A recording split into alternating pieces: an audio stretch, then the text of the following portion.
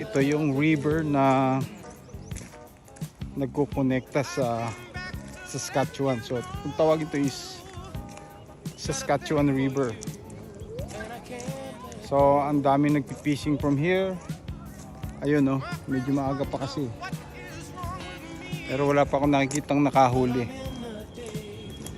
So ayun, naalala ko yun sa Saipan pag naglalakad ako ng ganyan. Dito yung dagat. Dito yung mga buhangin, pero hindi siya buhangin, oh, mga bato. Ayan, oh.